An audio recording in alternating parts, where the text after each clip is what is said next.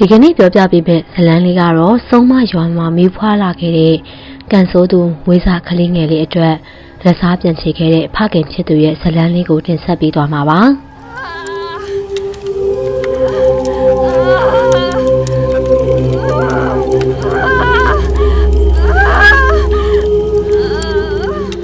မိခင်တူရဲ့နာကျင်စွာအော်တန်တဲ့အတူကလေးငယ်တူဝေးဖွားလာခဲ့ပါတယ်ဟာယောက်ျားလေးပဲယောက်ျားလေးလက်တဲ့ရဲ့ယောက်ျားလေးဆိုတဲ့စကားတန်ကိုကြားချိန်မှာတော့ဘေးမှရေတံတွေထွက်ပေါ်လာခဲ့ပြီးအဲဒီနောက်မှာတော့ဝမ်းဆဲတဲ့အပါဘေးနာကအမျိုးသမီးတွေဟာဥကောင်းပြန်တဲ့အတူဥကလီစာတွေတွဲလောင်းကြနေခဲ့တဲ့စုံမတွေအသွင်ပြောင်းလဲသွားခဲ့ကြပါတော့တယ်ဒီနောက်မှာတော့တဖြည်းဖြည်းနဲ့ကလေးမွေးဖွားတဲ့အမိခင်ကလည်းညင်းညူတန်တွေနဲ့အတူတူဥကလေးစားတွေအတွဲလိုက်နဲ့ဥကောင်းပြုတ်ထွက်လာခဲ့ပါတော့တယ်။ပြီးရဲ့အချိန်မှာတော့စုံမလေးဦးဟာမွေးစားကလေးငယ်ကိုဝိုင်းဝန်းစားတောက်နေကြပါတော့တယ်။ဟာမဟုတ်ဘူးအမျိုးသားတဦးကျေလောင်စွာအဟစ်ပြီးပြေးလာခဲ့ပါတယ်။ကလေးငယ်ကိုကူညီဖို့အတွက်ဒုတ်တစ်ချောင်းနဲ့အတူစုံမတွေကိုရိုက်ထုတ်ခဲ့ပေမဲ့ကလေးငယ်ကိုတော့မကာကွယ်နိုင်ခဲ့တော့ပါဘူး။စာလောင်မသိမ့်နေကြတဲ့စုံမတွေကကလေးငယ်ကိုအယိုးပါမတအောင်စားတောက်လိုက်ပြီးပဲဖြစ်ပါတယ်။အမျိုးသားကနောက်ကျင်စွာနဲ့အော်ဟစ်နေခဲ့ပြီးမင်းဘယ်လိုလုပ်လိုက်တာလဲ။ဒါဘယ်လိုဖြစ်ရလဲ။ဘယ်လိုပဲဖြစ်ဖြစ်အဲ့ဒါမင်းရဲ့ကလေးပဲလေ။အမျိုးသားကအော်ဟစ်နေခဲ့ပြီး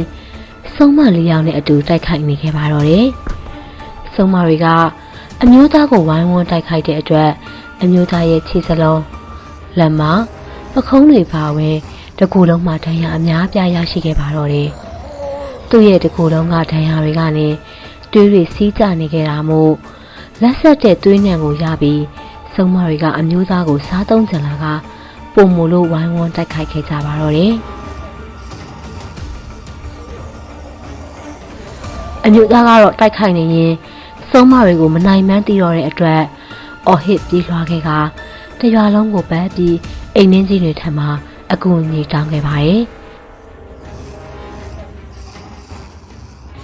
စုံမတွေကတော့သူ့နောက်ကိုတဲကြီးမဲကြီးလိုက်လာခဲ့ပါတယ်။ကောင်လေးကဘလို့ပဲအကူအညီတောင်းရွာကြီးအတွင်းကတိတ်ဆိတ်လို့ကူညီသူကင်းမဲ့နေခဲ့ပါတယ်။အပြူသားကတဖြည်းဖြည်းနဲ့ပြေးရင်အားရင်ကုန်ခန်းလာတဲ့အတွက်အနီးမှာရှိတဲ့အင်ကြီးတအိမ်စီပြေးဝင်ဖို့ကြိုးစားလိုက်ပါတော့တယ်။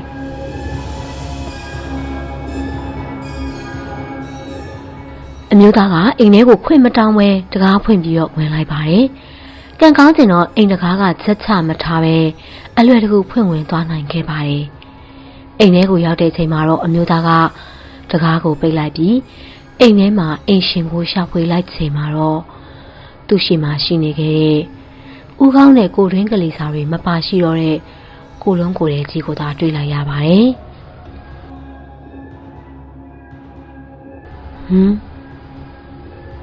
ဘလို့ဖြစ်တာလဲ။ဒီတရွာလုံးကစုံမတွေပဲလား။အမျိုးသားကရေရွတ်လိုက်မိပါတယ်။အိမ်ထဲမှာတော့မှောင်မဲနေခဲ့ပြီးဗရင်းပေါက်ကအလင်းရောင်တချို့သာဖြာချနေခဲ့တာပါ။အမျိုးသားကကြောက်လန့်နေခဲ့ပေမဲ့အပြင်ဘက်ကစုံမတွေရဲ့လက်ကလွတ်မြောက်ဖို့ဒီအိမ်ထဲမှာဆက်ပြီးနေဖို့ကိုသာရွေးချယ်ခဲ့လိုက်ပါတော့တယ်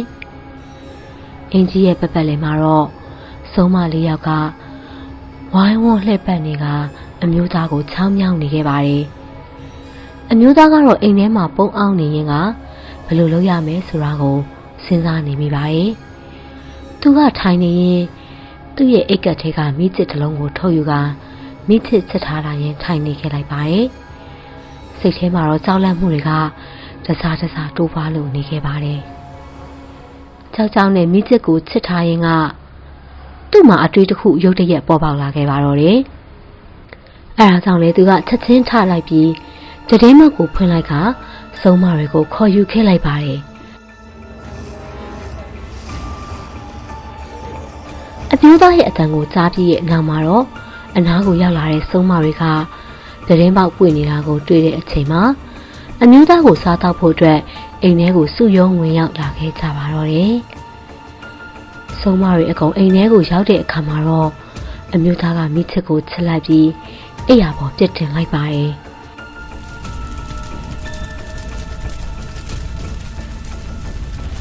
အိယာပေါ်ဖြစ်နေတဲ့အတွက်မိတောက်တွေကလောင်စာအောင်ကောက်ကောက်နဲ့တောက်လောင်နေခဲ့ပါတော့တယ်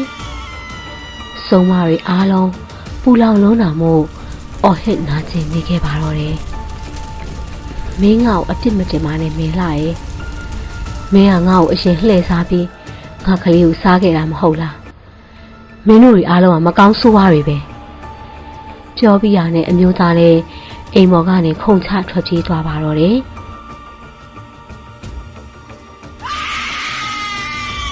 ဦးကောင်းမြတ်ဆုံးမတွေကတော့မိကိုကြောက်တဲ့သူတွေဖြစ်တဲ့အတွက်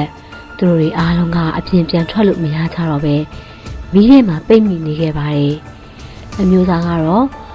ဆုံးမတွေကိုမိထဲမှာထားခဲ့ပြီးတဲ့အခါသူ့မိန်းမမဲလာရဲ့အိမ်ကိုအပြေးသွားလိုက်ပါတယ်ပြီးတဲ့အချိန်မှာတော့ဓာတ်စီပုံးကိုယူလာခဲ့ကမိတောက်ကိုပုံမှုအားကောင်းဖို့လှုပ်ဆောင်လို့ဆုံးမတွေကိုအဆုံးသတ်ခဲ့လိုက်ပါတော့တယ်ဆုံးမတွေအားလုံးလည်းမိထဲမှာလောင်ကျွမ်းအော်ဟစ်နေခဲ့ကြပြီးနောက်ဆုံးမှာတော့ပြာပုံအတိအိမ်ကြီးနဲ့အတူဆုံးမတွေအားလုံးလည်းတေဆုံးပြောက်ကွယ်သွားပါတော့တယ်မနက်ခင်းကိုရောက်လာတဲ့အချိန်မှာတော့အမျိုးသားကဆုံးမတွေကိုမီးရှို့ထားတဲ့အိမ်ကိုသွားကြည့်ခဲ့ပြီးဆုံးမတွေတေဆုံးလားမတေဆုံးဘူးလားဆိုတာကိုစစ်ဆေးကြည့်ချိန်မှာတော့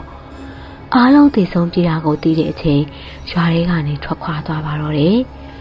သူ့ရဲ့ဇနီးဟန်ကိုလည်းစိတ်ထဲကနေထုတ်ပစ်လိုက်ပြီးအပီးအပိုင်ထွက်ခွာခဲ့လိုက်ပါတယ်ဇလန်းလေးကိုတော့ဒီလောက်နဲ့ပဲရနာခွင့်ပြုပါရှင်နောက်ထပ်စိတ်ဝင်စားဖွယ်ရာဇလန်းကောင်းတွေနဲ့အတူပြန်လာခဲ့ပါအောင်မယ်အားပေးကြည့်ရှုခဲ့ကြလို့ကျေးဇူးအထူးပဲတင်ရှိပါတယ်ရှင်